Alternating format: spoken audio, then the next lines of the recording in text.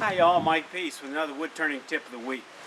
Let me tell you a story. I was driving to church one morning in my little Acura 2.5, a little smaller than a Camry. And as I was driving by, I saw this big piece of wood sitting on the side of the road. It looked like it's freshly cut, been dumped. And my first reaction was, what jerk had dumped it on the side of the road for somebody else to have to deal with? And I thought, looks fresh cut, I've got to investigate that. So on the way home from church, I stopped off, and it was a really nice, good sized piece of ash that was freshly cut, green. It makes a nice bowl, so I rolled the thing. It was pretty heavy. I rolled it over to the trunk of my car, strained. I really strained to get that thing up on the bumper to roll it into the trunk, and crap, it wouldn't fit. So I had to roll it off and then drive home to get my chainsaw.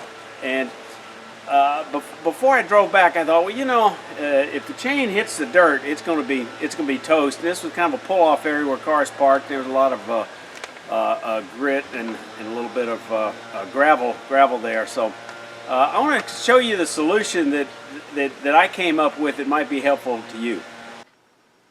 So here's a picture of that big piece of ash on this little chainsaw cradle. I won't call it a sawbuck.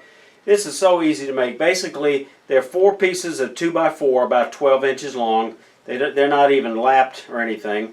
What you do is slap a little glue on the 2 parts, put in off-center a little bit, put in a 3-inch screw. You don't even have to go all the way down, just enough to hold it for a little while. Do that on all 4 sides. Drill holes sufficient for some dowels.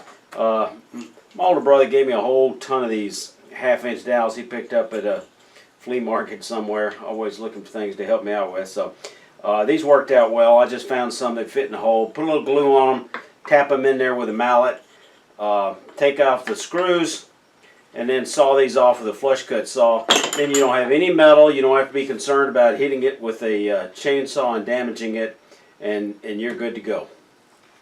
There's a lot of nice sawbuck designs. This one I made some time ago for area in the corner outside my shop, and it's made out of I think 4x4 pressure treated timbers, and it works real well, but it's way too heavy to take out in the field. But otherwise, it's a pretty fair design.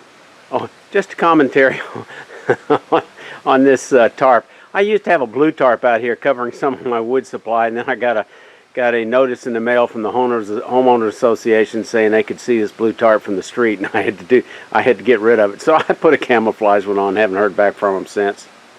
I guess they couldn't see it because it was camouflaged.